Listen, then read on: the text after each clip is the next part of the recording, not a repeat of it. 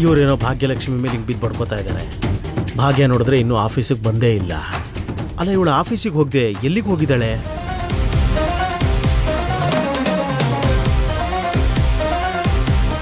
ಏಯ್ ಲಕ್ಕಿ, ಏನ್ ಮೇಡಮ್?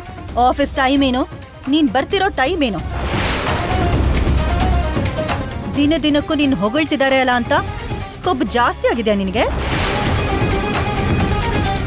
ನಿನಗ್ ಕೊಡ್ಬೇಕಾಗಿದ್ಗಿಂತ ಹೆಚ್ಚು ವ್ಯಾಲ್ಯೂ ಕೊಟ್ಟಿದ್ದಕ್ಕೆ ನೀನು ಗ್ರೇಟ್ ಅನ್ಕೊಂಡು ಹಾರಾಡ್ತಿದ್ಯಾ ಅಲ್ವಾ?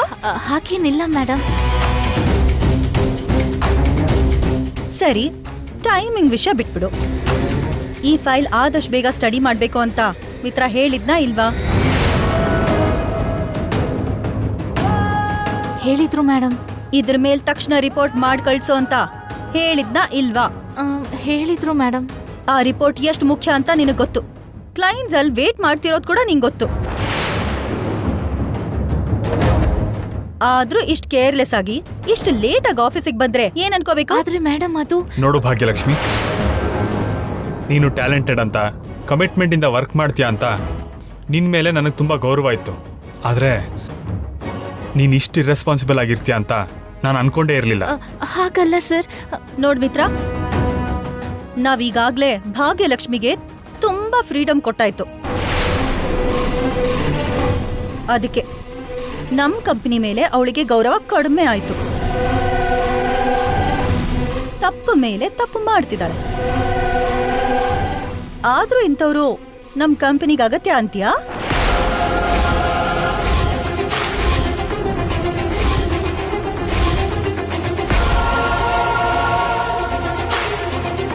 ಇಷ್ಟು ಇರ್ರೆಸ್ಪಾನ್ಸಿಬಲ್ ಆಗಿರೋರು ನಮ್ ಕಂಪನಿಗೆ ಅವಶ್ಯಕತೆ ಇಲ್ಲ.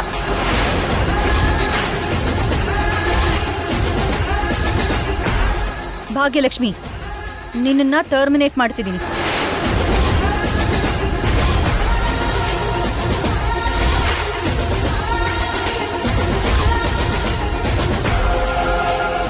ಆದ್ರೆ ಮನೀಷಾ, ಇಷ್ಟಕ್ಕೆಲ್ಲ ನೀನ್ ಮಿತ್ರ, ನಾನು ಈ ಕಂಪನಿಯಲ್ಲಿ ಪಾರ್ಟ್ನರ್. ನಂಗೂ ಅಧಿಕಾರ ಇರೋದಕ್ಕೆ ಈ decision ತಗೊಳ್ತಿದ್ದೀನಿ.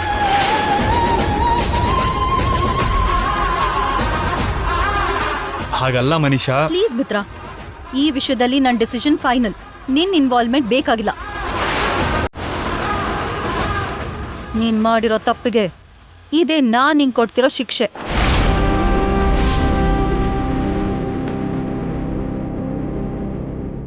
Ravi, termination papers ready ಮಾಡಿ.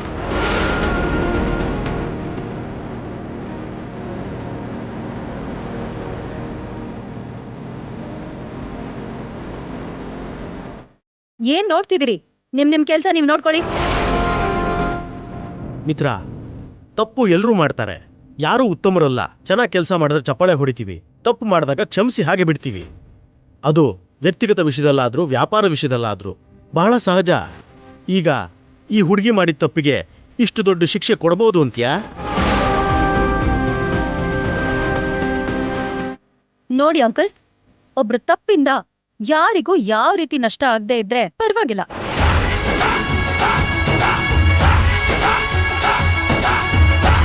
ಆದ್ರೆ ಈಗ ಈ ಭಾಗ್ಯಲಕ್ಷ್ಮಿ ಮಾಡಿರೋ ತಪ್ಪಿಂದ ಕ್ಲೈಂಟ್ಸ್ ಜೊತೆ ರಿಲೇಷನ್ ಹಾಳಾಗೋ ಚಾನ್ಸಸ್ ಇದೆ.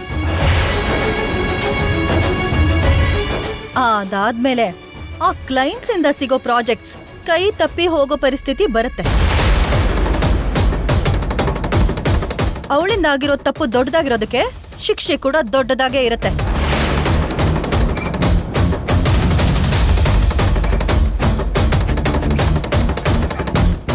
ಭಾಗ್ಯಲಕ್ಷ್ಮಿ, ಇನ್ಮುಂದೆ ಈ ಕಂಪನಿಗೂ ನಿನಗೂ ಇರೋ ಋಣ ಮುಗಿತು.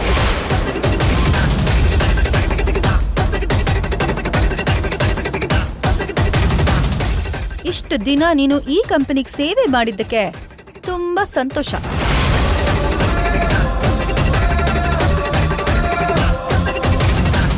ಇನ್ಮೇಲೆ ನಿನ್ ಸರ್ವಿಸ್ ತಗೊಳ್ಳೋದಕ್ಕೆ ಈ ಕಂಪನಿ ಈಗ ರೆಡಿ ಇಲ್ಲ.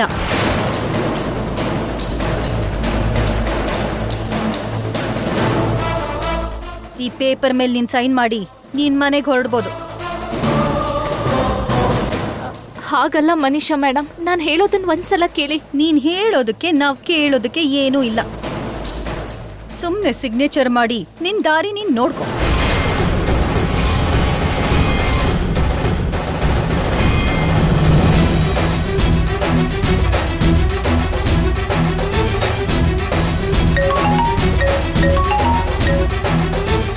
ಹಲೋ ಮಿತ್ರ ಅವರೇ, ನಿಮ್ಮ ಆಫೀಸಿಂದ ಕಳಿಸಿರೋ ರಿಪೋರ್ಟ್ ನಮಗೆ ತಲುಪಿದೆ. Everything is perfect. ಏನು ನೀವು ಕಳಿಸಿರೋ ಫೈಲ್ ಮೇಲೆ ನಾವು ರೆಡಿ ಮಾಡಿರೋ ರಿಪೋರ್ಟ್? ಹೌದು ಮಿತ್ರ ಅವರೇ, ನಾವೇನು ಎಕ್ಸ್ಪೆಕ್ಟ್ ಮಾಡಿದ್ವೋ ಎಕ್ಸಾಕ್ಟ್ ಆಗಿ ಅದಕ್ಕೆ ಎಲ್ಲ ವ್ಯಾಲ್ಯೂಸು ಮ್ಯಾಚ್ ಆಗ್ತಾ ಇದೆ.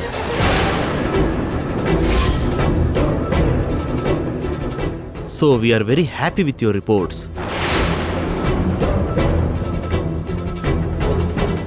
ಇಷ್ಟು ಸ್ಯಾಟಿಸ್ಫೈಡ್ ರಿಪೋರ್ಟ್ ಕಳಿಸಿದ್ಮೇಲೆ ಇನ್ನು ನಾವು ಬೇರೆ ಕನ್ಸ್ಟ್ರಕ್ಷನ್ ಕಂಪ್ನಿಗೆ ಹೋಗೋ ಅವಶ್ಯಕತೆ ಇಲ್ಲ.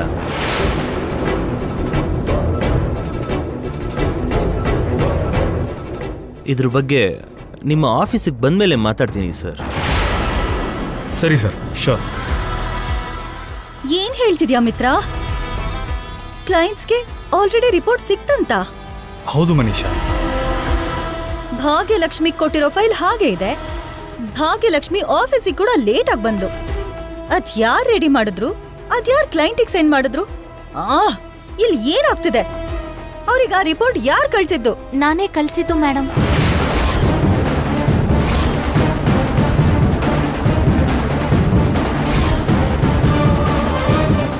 ಏನು? ನೀನ್ ರಿಪೋರ್ಟ್ ಕಳ್ಸಿದ್ದ? ನೀನ್ ಆಫೀಸಿಗೆ ಬಂದಿದ್ದು ಈಗ ಅಷ್ಟೇ ತಾನೆ?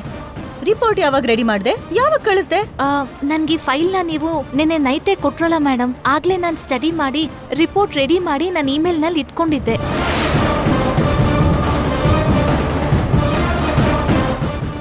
ಹಾಗೆ ಇವತ್ತು ಬೆಳಗ್ಗೆ ಕಳ್ಸೋಣ ಅಂತ ನಿನ್ನೆ ಕ್ಲೈಂಟ್ಸ್ಗೆ ಕಳ್ಸಿರ್ಲಿಲ್ಲ. ರೆಡಿ ಮಾಡ್ಕೊಂಡಿದ್ದ ರಿಪೋರ್ಟ್ ನನ್ನ ಇಮೇಲಲ್ಲೇ ಇತ್ತಲ್ಲ. ಮಿತ್ರ ಅವ್ರು ಯಾವಾಗ ನನ್ನ ಫೋನ್ ಮಾಡಿ ಮ್ಯಾಟರ್ ಹೇಳಿದ್ರೋ ನನ್ನ ಫೋನ್ನಿಂದ ಆಗ್ಲೇ ಇಮೇಲ್ ಕಳಿಸ್ದೆ.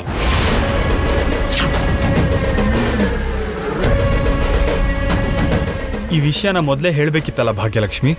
ನಾನು ಹೇಳೋಕ್ ಟ್ರೈ ಮಾಡ್ದೆ ಸರ್, ನನ್ಗೆಲ್ ಮಾತಾಡೋಕ್ ಬಿಟ್ರಿ? ಹೌದು ಕಣ, ಪಾಪ ಈ ಹುಡುಗಿ ಅವಾಗ್ಲಿಂದ ಹೇಳೋದಕ್ಕೆ ಪ್ರಯತ್ನ ಪಡ್ತಾ ಇದ್ಲು. ನೀವು ಜಾಬಿಂದ ಕಿತ್ತಾಕ್ಬೇಕು ಅನ್ನೋ ಆತರದಲ್ಲಿದ್ದೀರಾ ಹೊರತು ಏನಾಗಿದೆ ಅಂತ ತಿಳ್ಕೊಳ್ಳೋ ಆಲೋಚನೆ ಇಲ್ಲ ನಿಮಗೆ. ಏನೇ ಆದ್ರೂ ನಾನು ಸೊಸೆ ಅಂತ ಅನ್ಸ್ಕೊಂಡ್ಲು ಬಿಡು.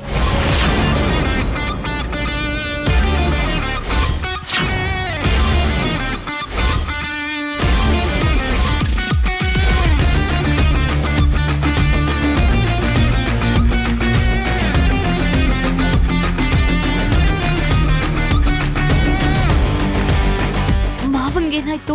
ಸೊಸೆ ಅಂದ್ಬಿಟ್ರು. ಈಗ ನಾನೇ ಭಾಗ್ಯ ಅಂತ ಗೊತ್ತಾಗ್ಬಿಡುತ್ತೆ.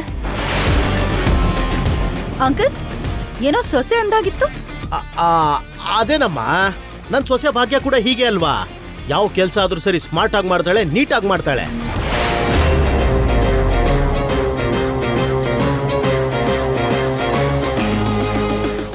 ಈ ಹುಡುಗಿ ನೋಡ್ತಾ ಇದ್ರೆ ನನಗೆ ನನ್ನ ಸೊಸೆ ಭಾಗ್ಯ ನೋಡಿದಷ್ಟೇ ಸಂತೋಷ ಆಗುತ್ತೆ. ಅಮ್ಮ ಭಾಗ್ಯಲಕ್ಷ್ಮಿ, ನೀನಿಷ್ಟು ಸ್ಮಾರ್ಟ್ ಆಗಿದ್ಯಾ ಅಂದ್ರೆ ಮುಂದಿನ ದಿನಗಳಲ್ಲಿ ತುಂಬಾ ಬೆಳಿತೀಯಮ್ಮ. ನಿನ್ನ ಬೆಳವಣಿಗೆನ ನೋಡಿ ಎಲ್ಲರೂ ಹೊಟ್ಟೆ ಹುರ್ಕೊಳ್ಳೋಂಥ ಸ್ಥಾಯಿಗೆ ಹೋಗ್ತೀಯ. ಆಲ್ ದ ಬೆಸ್ಟ್ ಅಮ್ಮ. Thank you sir. ನೋಡು ಭಾಗ್ಯಲಕ್ಷ್ಮಿ, ಇವತ್ತಿಗೆ ಹೇಗೋ ತಪ್ಪಿಸ್ಕೊಂಡೆ. ಯಾವಾಗಾದ್ರೂ ತಪ್ಪಾದ್ರೆ ಮಾತ್ರ ಪನಿಷ್ಮೆಂಟ್ ಪೀಕಲ್ಲಿರತ್ತೆ.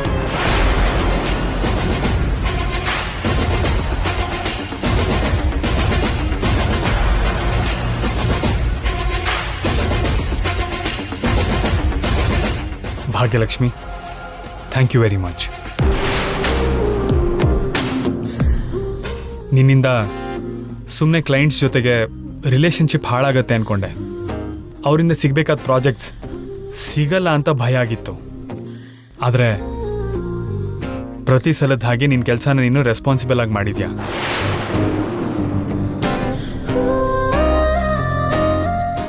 ಮಾಡಬೇಕಾದ ಕೆಲಸನ ಮುಗಿಸ್ಬೇಕಾದ ಟೈಮ್ಗೆ ಪರ್ಫೆಕ್ಟಾಗಿ ಮಾಡಿದ್ಯಾ. I am really proud of you. Thank you sir. Dad, ಹೋಗೋಣ. ಹಾ,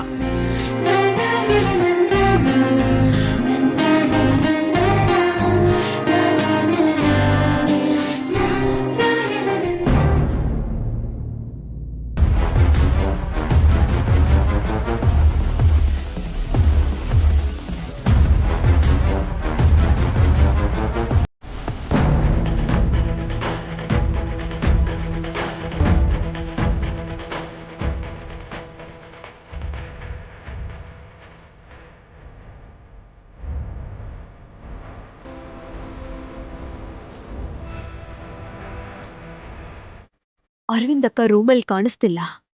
ಡೂಪ್ಲಿಕೇಟ್ ನೆಕ್ಲೆಸ್ನ ಒರಿಜಿನಲ್ ನೆಕ್ಲೆಸ್ ಜಾಗದಲ್ಲಿ ಇಡೋಕ್ಕೆ ಇದೇ ಕರೆಕ್ಟ್ ಟೈಮ್.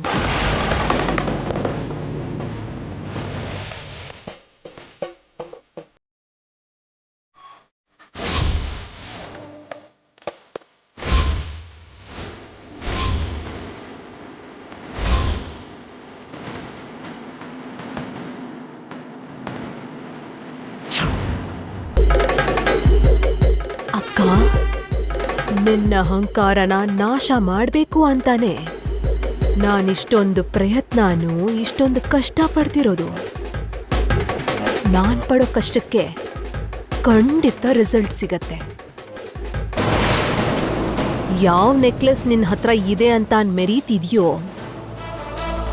ಆ ನೆಕ್ಲೆಸ್ನಿಂದಾನೇ ನಿನ್ನ ಅಹಂಕಾರನ ಕಾಲಿನ ಕೆಳಗೆ ಚಪ್ಲಿ ಮಾಡ್ಕೊಳ್ತೀನಿ.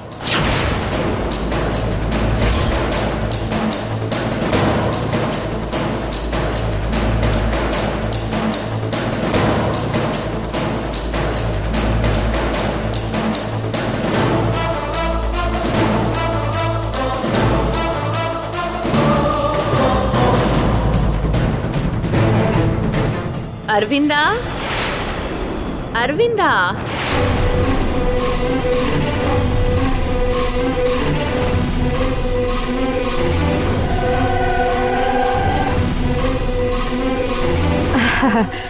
ದೇವಿಯಾನಿ, ನೀನ್ ಅರವಿಂದನ್ ರೂಮಲ್ಲಿ ಏನ್ ಮಾಡ್ತಿದ್ಯಾ? ಅತ್ತೆ, ಅದು ನಾನಿಲ್ಲಿ ಯಾಕೆ ಬಂದೆ ಅಂದ್ರೆ ಅದು ಅತ್ತೆ, ಏನ್ ಬೇಕಿತ್ತು? ನನ್ ವಿಷಯ ಆಮೇಲೆ ಇರ್ಲಿ ಬಿಡು. ನನ್ಗಿಂತ ಮೊದ್ಲು ದೇವ್ಯಾನಿ ಇಲ್ಲಿದ್ಲು. ಮೊದ್ಲು ಅವಳನ್ ಕೇಳು ಏನ್ ವಿಷಯ ಅಂತ. ದೇವ್ಯಾನಿ, ನೀನ್ ನನ್ ರೂಮಲ್ಲಿ ಏನ್ ಮಾಡ್ತಾ ಇದ್ಯಾ? ಅಂದ್ರೆ ಅಕ್ಕ, ನಾನು ನಿನ್ಗೋಸ್ಕರ ಬಂದೆ. ನನ್ಗೋಸ್ಕರನಾ? ಏನಕ್ಕೆ? ಏನು ಇಲ್ಲ ಅಕ್ಕ, ಜಗದೀಶ್ವರಿ ಅವರು ಮದ್ವೆ ಮುಹೂರ್ತ ಇಡೋಣ ಅಂದ್ರು. ಯಾವಾಗ ಹೇಗೆ ಏನು ಅಂತ ಒಂದ್ಸಲ ನಿನ್ ಜೊತೆ ಡಿಸ್ಕಸ್ ಮಾಡೋಣ ಅಂತ. ಮನೇಲಿ ಏನ್ ಮಾಡಿದ್ರು, ಏನ್ ನಡಿಬೇಕಂದ್ರು ನಿನ್ನ ಹತ್ರ ಕೇಳಿ ಅಲ್ವಾ ಮಾಡೋದು. ಅದಕ್ಕೆ ನಿನ್ನ ಹತ್ರ ಮಾತಾಡೋಣ ಅಂತ ಬಂದೆ. ಓ, ಅದಾ? ಒಂದ್ ಒಳ್ಳೆ ದಿನ ನೋಡಿ ಪುರೋಹಿತರನ್ನ ಕರೆಸಿ ಮುಹೂರ್ತ ಇಡೋ ಕಾರ್ಯಕ್ರಮನ ಮಾಡೋಣ ದೇವಿಯಾನಿ. ನೀನೇನು ಟೆನ್ಷನ್ ಮಾಡ್ಕೋಬೇಡ, ನಾನಿದ್ದೀನಲ್ವಾ, ಎಲ್ಲ ನಾನೇ ನೋಡ್ಕೋತೀನಿ. ಮದ್ವೆನಲ್ಲಿ ಯಾವ ಕೊರತೆನೂ ಆಗೋದಕ್ ಬಿಡಲ್ಲ, ಸರಿನಾ? ಥ್ಯಾಂಕ್ಸ್ ಅಕ್ಕ, ನೀನೇ ನನ್ ಬಲ, ನೀನೇ ನನ್ ಧೈರ್ಯ. ಸರಿ ಅತ್ತೆ, ನೀವು? ಪಶುಪತಿ ಅವ್ರ ಮನೇಲಿ ಆಂಜನೇಯ ಪಾರಾಯಣೆ ಮಾಡ್ತಾರಂತೆ. ಹೇಗೂ ನಮ್ಮನೇಲಿ ಶುಭ ಕಾರ್ಯ ಆಗತ್ತಲ್ವಾ? ಅಂತ ಕಾರ್ಯಕ್ರಮಕ್ಕೆ ಹೋಗೋದು ನಮಗೂ ಒಳ್ಳೇದು ಅನ್ನಿಸ್ತು. ಸರಿ ಅತ್ತೆ, ಬನ್ನಿ ಹೋಗೋಣ. ಈ ಡ್ಯೂಪ್ಲಿಕೇಟ್ ನೆಕ್ಲೆಸ್ ಡಸ್ಟ್ಬಿನ್ ಅಲ್ಲೇ ಇದ್ರೆ ಆಮೇಲೆ ಈ ಮನೇಲಿ ದೊಡ್ಡ ಪ್ರಳಯನೇ ಆಗ್ಬಿಡುತ್ತೆ. ಹೇಗಾದ್ರೂ ತಗೋಬೇಕು. ಅಕ್ಕ, ನೀವು ಹೋಗ್ತಾ ಇರಿ, ನನ್ ಫೋನ್ ತಗೊಂಡ್ ಬರ್ತೀನಿ. ಸರಿ.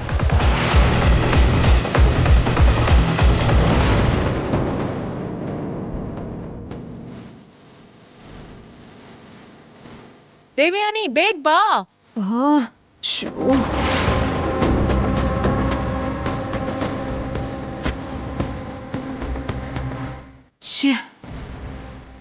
ಕೈಯಲ್ಲಿ ಕಡ್ಲೆ ಇದ್ರೆ ಮಾತ್ರ ಏನ್ ಲಾಭ? ತಿನ್ನಕ್ಕೆ ಹಲ್ಲು ಎಲ್ದಿದ್ರೆ ನನ್ ತಲೆಯಲ್ಲಿ ಎಷ್ಟು ಐಡಿಯಾ ಇದ್ರೂ ಏನ್ ಲಾಭ? ಅದನ್ನ ಎಕ್ಸಿಕ್ಯೂಟ್ ಮಾಡಕ್ಕೆ ಸರಿಯಾದ ಟೈಮೇ ಬರ್ತಿಲ್ವಲ್ಲ. ಈ ನೆಕ್ಲೆಸ್ನ ಎಕ್ಸ್ಚೇಂಜ್ ಮಾಡೋಕ್ಕೆ ಇವತ್ತು ಟೈಮ್ ಬಂದಿಲ್ಲ. ಇನ್ನೊಂದಿನ ನೋಡ್ಬೇಕು. ನಿನ್ನೆ ದೇವ್ಯಾನಿ, ಬೇಗ ಬಾ. ಬಂದೆ ಅಕ್ಕ.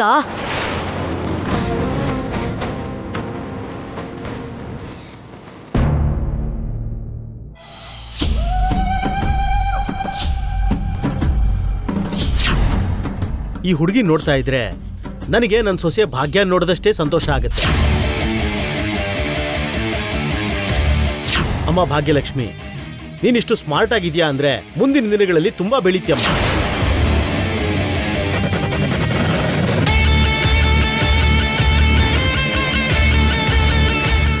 ಮನೀಷಾ, ಏನಾಯ್ತು? ಯಾಕಷ್ಟು ಟೆನ್ಷನ್ ಆಗಿದ್ಯಾ? ನನ್ ಲೈಫ್ ಪೂರ್ತಿ ಹೀಗೆ ಬೇಜಾರು ನೋವುಗಳಿಂದನೇ ತುಂಬ ಹೋಗಿದೆ ಆಂಟಿ. ಏನಾಯ್ತು ಮನೀಷಾ? ಮನೇಲಿ ಭಾಗ್ಯ ನೋಡಿ ಇರಿಟೇಟ್ ಆಗತ್ತೆ. ಆಫೀಸಿಗೆ ಹೋದ್ರೆ ಆ ಭಾಗ್ಯಲಕ್ಷ್ಮಿ ಕೂಡ ಇರಿಟೇಟ್ ಮಾಡ್ತಾಳೆ. ನಾನ್ ಆರಾಮಾಗಿರೋಕೆ ಆಗ್ತಿಲ್ಲ ಆಂಟಿ. ಅದಕ್ಕೆ ಅದೇನೋ ಒಂದ್ ಮಾಡಿ ಆ ಭಾಗ್ಯಲಕ್ಷ್ಮಿ ಕಾಟ ಕಳ್ಕೋಬೇಕು ಅನ್ಕೊಂಡೆ. ಕೆಲಸದಿಂದ ಕಿತ್ತಾಕ್ಬೇಕು ಅನ್ಕೊಂಡೆ, ಆದ್ರೆ ಆಗ್ಲೇ ಇಲ್ಲ. ಯಾಕಾಗ್ಲಿಲ್ಲ? ಮಾತಾಡಿದ್ರೆ ಸಾಕು ಈ ಮಿತ್ರ ಭಾಗ್ಯಲಕ್ಷ್ಮಿ ಬುದ್ಧಂತೆ, ಭಾಗ್ಯಲಕ್ಷ್ಮಿ ಚುರುಕಾಗಿದ್ದಾಳೆ, ಅವಳು ನಮಗೆ ನಮ್ ಕಂಪನಿಗೆ ತುಂಬಾ ಇಂಪಾರ್ಟೆಂಟ್ ಅಂತ ಹೊಗಳ್ತಿರ್ತಾನೆ. ಅದನ್ನ ಕೇಳ್ದಾಗೆಲ್ಲ ನನ್ ತಲೆ ಅನ್ನೋದು ಕೆಟ್ಟ ಹೋಗುತ್ತೆ ಆಂಟಿ. ಮನೀಷಾ, ನಮ್ ತಲೆ ಕೆಟ್ಟ ಹೋಗ್ತಿದೆ, ಹಾಳಾಗ್ತಿದೆ ಅಂತ ಹೇಳ್ತಾ ಇದ್ರೆ ಏನ್ ಪ್ರಯೋಜನ? ಕೂಲಾಗಿದ್ದಾಗಷ್ಟೇ ನಮ್ಗೆ ಕ್ರಿಯೇಟಿವ್ ಐಡಿಯಾಸ್ ಕರೆಕ್ಟ್ ಆಗಿ ಬರುತ್ತೆ. ಅದಕ್ಕೆ ಮೈಂಡ್ ನ ಸ್ವಲ್ಪ ಕೂಲಾಗಿ ಇಟ್ಕೊಳ್ಳಕ್ಕೆ ಟ್ರೈ ಮಾಡ್ಬೇಕು.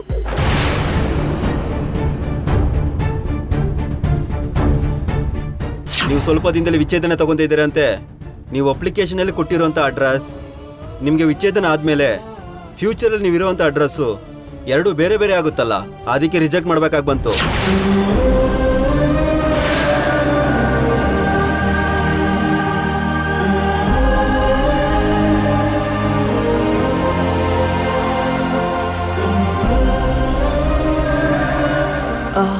ಮನೀಷಾ, ಭಾಗ್ಯ ಏನು ತಲೆ ಮೇಲೆ ಬೆಟ್ಟದಷ್ಟು ಭಾರ ಇದ್ದ ಹಾಗೆ ಅಷ್ಟು ಡಲ್ಲಾಗಿ ಕಾಣಿಸ್ತಿದ್ದಾಳೆ.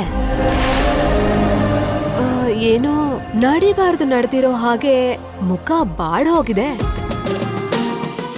ಅದಕ್ಕೆ ಕಾರಣ ಏನಿರ್ಬಹುದು? ಇನ್ನೇನಿರತ್ತೆ ಆಂಟಿ, ಪಾಸ್ಪೋರ್ಟ್ ರಿಜೆಕ್ಟೆಡ್ ಅಂತ ಮೆಸೇಜ್ ಬಂದಿರುತ್ತೆ. ಅಲ್ವಾ? ಆ ವಿಷಯದ ಬಗ್ಗೆನೇ ಮರ್ತೋಯ್ತು. ನೀನ್ ಹೇಳಿದ್ ನಿಜಾನೇ ಮನೀಷಾ. ಅದಕ್ಕೆ ಯಾರಿಗೂ ಹೇಳಕ್ಕಾಗ್ದೆ ತನ್ನಲ್ಲಿ ತಾನೇ ಕೊರುತ್ತಾ ಇದ್ದಾಳೆ. ನಾವು ಈ ಲೆವೆಲ್ಗೆ ಏಟ್ ಕೊಡ್ತೀವಿ ಅಂತ ಸ್ವಲ್ಪನೂ ಎಕ್ಸ್ಪೆಕ್ಟ್ ಮಾಡಿರಲ್ಲ.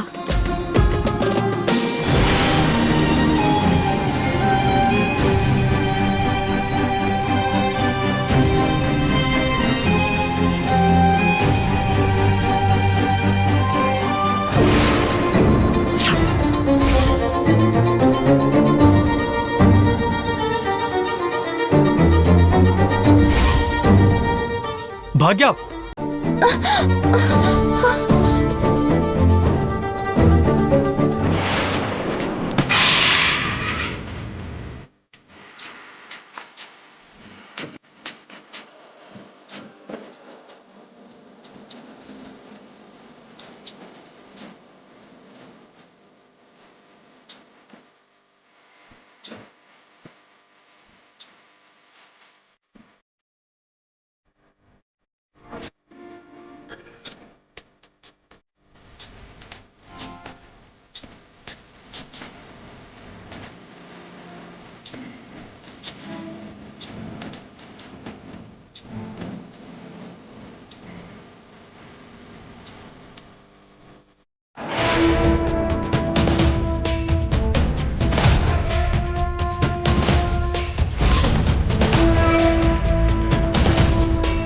ಮಿತ್ರ,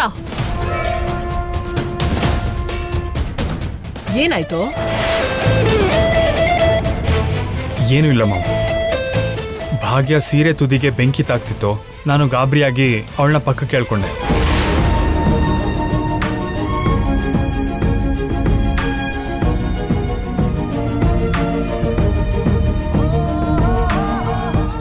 ಭಾಗ್ಯ, ನಿನಗೆ ಯಾವ್ದು ಹೇಗ್ ಮಾಡ್ಬೇಕು ಅಂತ ಗೊತ್ತಿಲ್ಲ ಅನ್ಕೊಂಡಿದ್ದೆ. ಅಡ್ಗೆ ಮನೇಲಿ ಹೇಗಿರ್ಬೇಕು ಅಂತಾನು ಗೊತ್ತಿಲ್ವಾ? ಅದು ಅತ್ತೆ, ನಾನ್ ನೋಡ್ಲಿಲ್ಲ. ನೋಡ್ಕೋಬೇಕು. ಸುತ್ತ ಏನಾಗ್ತಾ ಇದೆ ಅಂತ ನೋಡ್ಕೋಬೇಕು. ಏನ್ ಮಾಡ್ಬಾರ್ದು ತಿಳ್ಕೋಬೇಕು. ಗೊತ್ತಿದ್ದು ಗೊತ್ತಿಲ್ದೇನೋ ನಿನ್ ಸೀರೆಗೆ ಬೆಂಕಿ ಹತ್ಕೊಂಡಿದ್ರೆ ಏನಾಗ್ತಿತ್ತು? ನಡಿಬಾರ್ದೆಲ್ಲ ನಡ್ದೋಗಿದ್ರೆ ಆಮೇಲೆ ನಂದನ್ ಕುಟುಂಬದ ಮರ್ಯಾದೆಗೆ ಏನಾಗ್ತಿತ್ತು?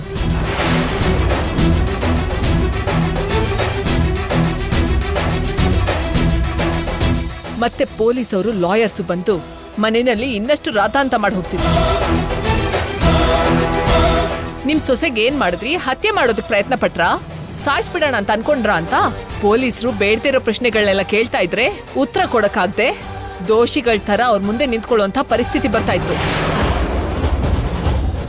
ನಿಂಗೇನಾದ್ರೂ ಆಗಿದ್ರೆ ಅದನ್ನ ನಾವೇ ಮಾಡಿದೀವಿ ಅಂತ ಅನ್ಕೊಂಡು ಕುಟುಂಬದವರೆಲ್ಲ ಜೈಲ್ಗೆ ಹೋಗೋ ಪರಿಸ್ಥಿತಿ ಬರ್ತಿತ್ತು.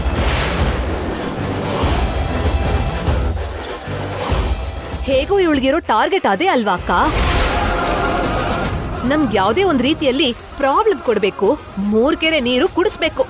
ಅಲ್ಲಿವರೆಗೂ ಇವಳಿಗೆ ಮನಃಶಾಂತಿನೇ ಇರಲ್ಲ. ಪ್ರತಿದಿನ ಏನಾದ್ರೂ ಬೆಂಕಿ ಹಚ್ಚದೇ ಇದ್ರೆ ಇವಳಿಗೆ ನಿದ್ರೆನೇ ಬರಲ್ಲ.